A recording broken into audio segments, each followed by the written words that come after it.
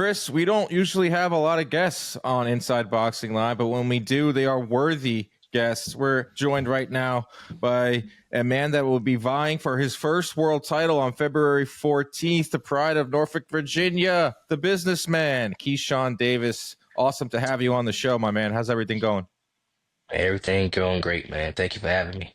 Things are looking up for you, man. This is, I've proclaimed it a breakout year for you. This could be the year of Keyshawn Davis in 2025. You're positioned for it. You've put in the work. Are you feeling the same way? Are you feeling like, wow, the next 12 months are about to be crazy? Yes, honestly, yes, I am.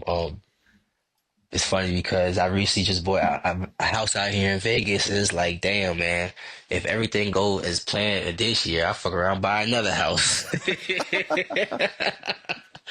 Get that real estate portfolio up, man. That's the way to be.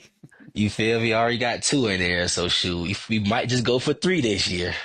Isn't that the first big move, Chris, though? Like, either you're going to Vegas to do sparring, you're finding somewhere to shack up over there, or you just eventually just move to Vegas. I feel like that's a big move for fighters. Well, I started out sleeping on couches. So I had friends that I was staying at their places, sleeping on a couch in a garage, and then renting a house, then eventually doing camps out there and staying at the casinos. But yeah, no, that's a logical step for a fighter to move to Vegas. Because when it comes to training, I know we talk about the Mecca of boxing is in New York City, but when it comes to training, the Mecca is Vegas. Yeah, for sure. Was that a big reason why you did that move, or just strictly I want another house in another location, or was it a boxing in mind? Yeah, nah, honestly, man, I moved out here just for boxing, and who honestly really put this on my radar, because I was already feeling like I should move out here, but who really put it on my radar was Todd the Buff. Todd was like, man, you need to get your ass out there in Vegas. Like, it's this, it's that. But he was just explaining everything, and then what really sold me on Vegas was when they took me to the UFC, facility, the PI and the Apex back in 2020. I'm like, oh hell yeah, I'm about to move out here. I can just go to the PI and just train anytime I want to, and it was a no-brainer after that. You know what I'm saying? So I definitely made my way out here. 2023? Go ahead, Chris. Keyshawn, man, you got a world title fight coming up. This is your first world title. You only get one of these, right? You only get one first world title shot. And right. Listen, I remember mine. Just where's your head at right now? You're fighting in the Garden, which is another major milestone for a lot of fighters. And to have to fight for a world title there, that's a big deal. So where's your head at about that? I mean, honestly, I'm taking this like any old other fight. Like, like every fight in boxing is the biggest fight of your life. Mm-hmm. Because if you lose, then what? If you get knocked out, then what? Like, you know what I'm saying? Like, I'm not treating this like any different, honestly. Like, it's just another fight. Like, I've been fighting all my life, and I know what I need to do to get prepared for fights. And Berinchyk is just another opponent to me, so I don't really get into all the enthusiastics and I'm at the Mecca of sport and it's my first world. So I don't get into all that because that's just nothing but distractions. I just go in here, go train, come back home, chill out. You know what I'm saying? And just when the fight comes, that's when it's just time to fight. So the businessman is saying business as usual. Yeah, man. Like, I know I can fight, bro. Like, I know I can fucking fight. The only thing I just need to do is to stay focused. Well, if you're not going to say that it's like, if you're going to say it's like any other fight, I'm going to go ahead and say it's not like any other fight. This is a world title fight, because if you go on and win this fight, you become the hunted. Like, you are the hunter. Like, you're calling out Gervonta Davis, you're calling out different types of fighters. You become the hunted. You have that strap in a division that is loaded. So I as much as I know that you don't want to say that things will change, because that's the right mentality to have as a fighter, of course. But man, like, if you win that fight, I feel like there's so many opportunities for big fights to be made. There's so many opportunities for you yourself. I'm sure you're feeling that a little bit. I mean, no, I got to go in there and get the win first, and then I'll probably start feeling that shit. As of right now, I got to go in there and win. Like, that's all that matters right now. And how I go in there and win is just staying calm, staying relaxed, not thinking about too much of the stuff that's going to happen fight week, or the stuff that's going to happen after the fight after I win. I can't think about all that shit right now. It's too much. Yeah. You know what I'm saying? I still got to live life at the end of the day outside of boxing. You know what I'm saying? Like, people go through real shit. Well, you guys have lives outside of boxing? I didn't know that. Well, I just showed you my son, so you should know that. Everyone thinks like these athletes, they just show up on fight night. They forget like there's just like family life. There's kids, there's stress, there's everything involved. Yeah, right, for real. And people be forgetting that, yes, we're superhumans, but we're still human. You know what I'm saying? Like, that's just the facts of it all. Yeah, well, speaking to that, a couple weeks ago, I was at the top ranked gym I had one of my guys sparring, and Keyshawn was there. You had your son in hand, watching your brother spar. So I mean, it was a family affair. Always staying in shape. You know, how's camp been? How you feeling? Again, you're saying it's just another day in the office, but how are you feeling? How's everything going into your first world title fight? Coming off my last fight, man, it wasn't too far off. You know what I'm saying? And I still feel like I'm in shape. I'm weighing 144, you know, less than 10 pounds away from my weight. So, this time around, it's definitely different because I don't want to do too much. You know what I'm saying? Because I don't come into camp out of shape, but I literally came into camp in shape. Like, I'm already firing on all cylinders. So, we prepared strategically this time. It's not just going hard and get in shape and da da da. It's definitely strategically this time because I am in shape. But the only thing I can say that's definitely different this time around from the Gustavo fight, I feel way stronger, like strong, like I'm a man now. You look pretty strong that night, champ. Yeah, you blew him out, man. Let's talk about that fight. I mean, was I pissed off when this guy comes in overweight like he did? I feel like it was on purpose.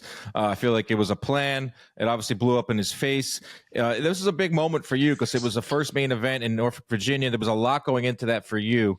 Do you feel like that was a good test for you in terms of him being a viable contender? And then you're throwing this curveball the night before the fight or a couple days before the fight with the weight. Like, take us through that and how you were feeling. And was that a big test for you? And did you use that as like, you know what, like this wasn't a title fight, but damn, like I had to deal with some stuff that wasn't really part of the game plan? Man, no, to answer your question, I don't think that was a big test for me. I think that was just like a fight. Like, I'm about to prove all y'all wrong. Like, I'm about to show y'all how good I really am because y'all don't know how good I am. I do. I knew I was going to go in there and whoop Gustavo ass. And when I was saying that before the fight, people was like, oh, this kid is cocky. I can't wait till he get humbled and he think he's better than what he is. So when I went out there and did that, I'm like, I fucking told you. Like, I'm good. You know, but I feel like my test, honestly, was when I fought Miguel Dueno, that Mexican kid. That fight was real rough, and we picked each other up and throwing each other back down, and all type of rough tactics was going on during that fight. Like, that fight got me ready for my entire career. I don't think it could get any tougher, like rougher and more dirty than something like that. You know, so I feel like that fight right there was my test. And going into the Gustavo fight, it was just like, if you don't come as tough as that last opponent, then you're fucked. Yeah, but he was playing the mind games though with the weight. Like, yeah, the physical test came in that fight that you just mentioned. The mind games with the weight, I don't know. Maybe I'm wrong, but like, did you feel like that was a tactic on his part? I mean, bro, like, If it was, it didn't work. It was, I mean, like, I'm a guy cool that, as a like, cucumber all week. Like it didn't seem like it bother you at all. like, y'all gotta remember, like, I'm a guy that, you know, that came from the mental home, that came from being on depressant medicine and losing himself mentally. So I went through that test already personally. So another guy, a human, cannot put me through nothing worse than I already put myself through. You know, so all the mind games, all the mental games, that shit did not scare me at all.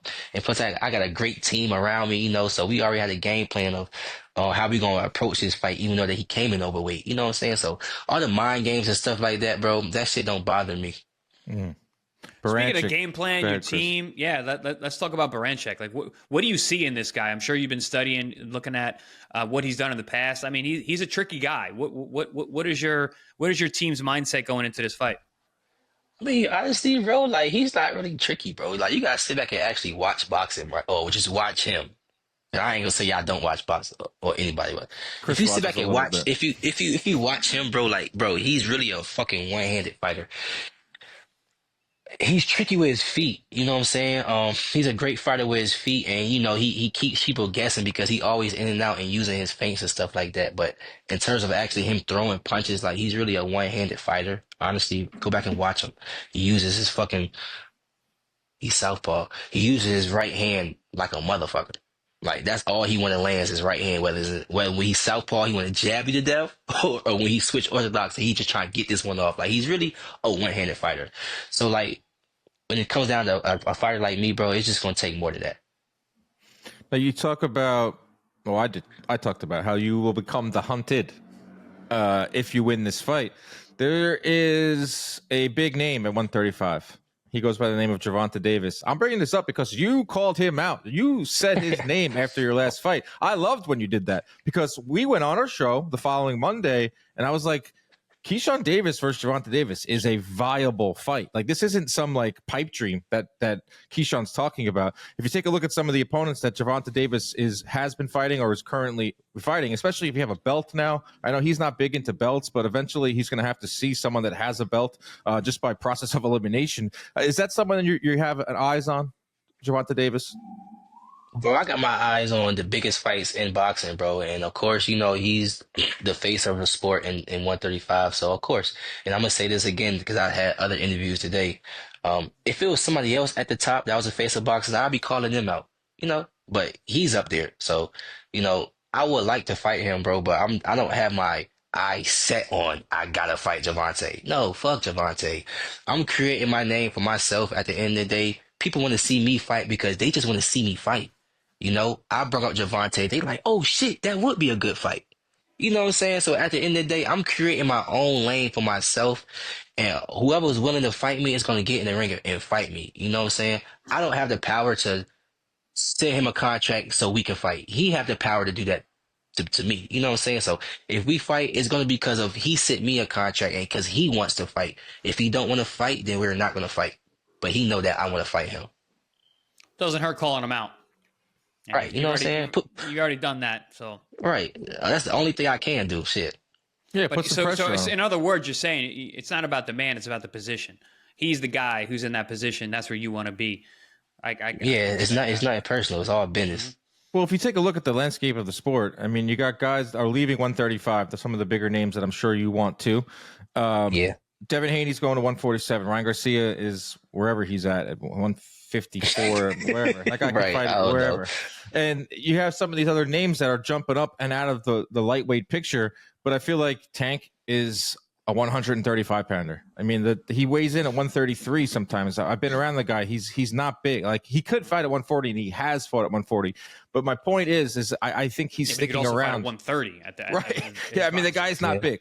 So my point is I see him sticking around 135. And what makes me a little optimistic about a fight being made between the two of you guys is he had a deal in place with Vasilily Lomachenko before Lomachenko decided that he wanted to either retire or take some more time off. So I think business can be made between Top Rank and PBC or whoever Gervonta is with. So you take care of business on February 14th. I just think that fight gets even louder. I think that fight becomes even more viable. If you take a look at the landscape of the sport, there's not many at 135. Do you feel the same way?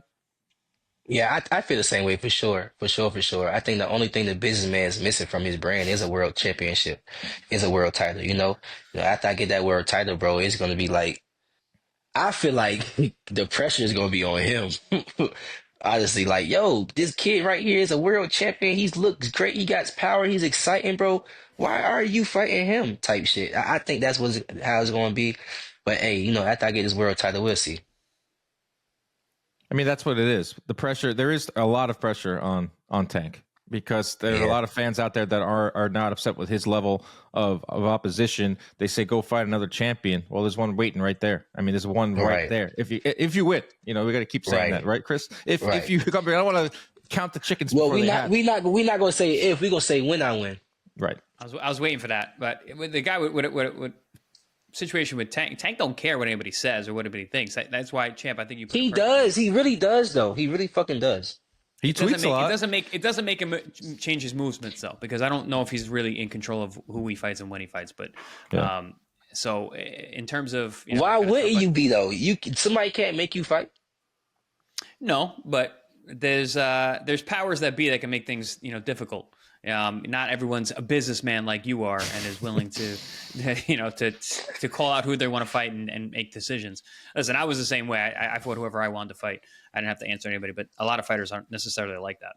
Well, another thing with Tank is I feel like eventually when you get to his level, you said he's the face of boxing, Keyshawn, and I think he's one of the faces, definitely for sure. Yeah.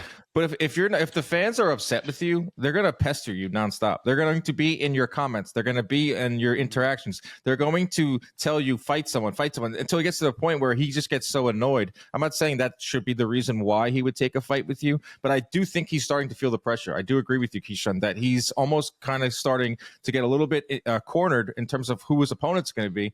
He fights you, there's no complaints. Like, if you're a boxing fan, you cannot complain about a unification bout between two guys under well, he's now 30 or in their primes. So I don't see how that fight doesn't get discussed on February 15th and forward. And he fight March 1st, right? Yeah, bro, that's a stretch. Yeah. You guys are on the same schedule. Yeah, that's a businessman right there. See that, Chris? Thinking ahead. He's got the schedule. But that's the power of having a title. Once you step into that room, once you have that strap, everything changes. And I know you're saying this is like any other fight, but like Dan said, things change, man. When you got that strap, just the business changes once you got that strap. Yeah, hell yeah. Shit, the money changes, most important. I was going to say that next. That's exactly right. Money, everything, all the big stuff. February 22nd is a huge card over in Saudi Arabia. March 1st is the Tank fight. February 14th is your fight. So that's 3 weeks in a row where we're seeing big time matchups at lightweight. So there's a lot going on in the box. You keep your eyes on what's going on in Saudi. You're going to see you fight there one day. Yeah, for sure. I mean, potentially, if an opportunity opens up. I mean, I'm here to put on big fights, big performances, bro. Like, that's all I'm really here to do. Like, after I get this world title, I want nobody but big names in the ring with me. I don't want to fight people that nobody know, honestly. That don't bring no money to the table, and that don't bring no excitement. I'm a person that want to bring excitement to the sport. Like, I'm not a person that want to be boring. Y'all see how I am. Like, I'm always energetic in my press conferences and weigh-ins, and like, I'm an entertaining person, bro. I'm just gifted with that. You know what I'm saying? So in terms of making great fights, my first step of making a great fight was fighting Gustavo in my hometown. I could have fought Nicholas Walters, literally. You know what I'm saying? But I wanted to fight Gustavo. I wanted to make a great fight. You know what I'm saying? So I'm living up to my words. You know what I'm saying? And after I become a world title, I want nobody but big names in the ring with me. I want the Tank fight. I want to see that. I'm going to push for it. I've already been pushing for it on our show, and everyone's like, what are you talking about? He's not ready. I'm like, okay, watch when he beats Lemos. And then I just saw how the tea leaves were looking with Berinchyk. It was either going to be you getting that shot or someone else at top rank. So you get that belt and everything falls into place. But Lomachenko's out there too. I'm sure you would want that type of fight. That's a good fight too. Yeah, hell yeah. I would love to fight Lomachenko and especially after the Gustavo fight. I know Lomachenko probably have his eyes set on me too, but maybe he want to go out with a bang with Tank. Like, I wouldn't be mad with Lomachenko fighting Tank. Like, that's a big fight for the both of them. Make great money, and it makes sense. You know what I'm saying? At the end of the day, like, I understand business. You know what I'm saying? So if Lomachenko want to go that route, I mean, shit, cool. If he want to go this route, shit, even better. You know what I'm saying? But shit, again, I'm here to put on great fights and great performances at the end of the day. Chris, you got anything else for the businessman? I was just saying, but that Lomachenko fight, I love that. Any chance you have an opportunity to get a legend on your record, that's a big move. That's legacy stuff. But you got a lot of great opportunities ahead of your way, Keyshawn. I'm going to be there at your next fight. I will be there for the weigh-in. I'll be at the fight. I'll be checking you out. So looking forward to it. Yeah, man, I can't wait. I can't wait to watch this fight. I think this is you're really in a position to break out. I think there's a big void in the U.S. Well, a lot of these fights overseas, I think there's a big void in the U.S. for a star, someone that really wants it too, which everyone can see that you want this. That's the thing. Like, you want the limelight, and usually good things happen in the sport of boxing when the fighter is marketable and the fighter is damn good, which you are. And willing to take all the smoke. And that's what American audiences need. We need someone who's ready for everybody, and that's the only way to be if you want to be champ. Yeah, February 14th. Madison Square Garden, the businessman Keyshawn Davis, Denis Berinchyk. We are starting our countdown. We cannot wait for it. Thanks for the time, brother, and I'm sure we'll catch up soon.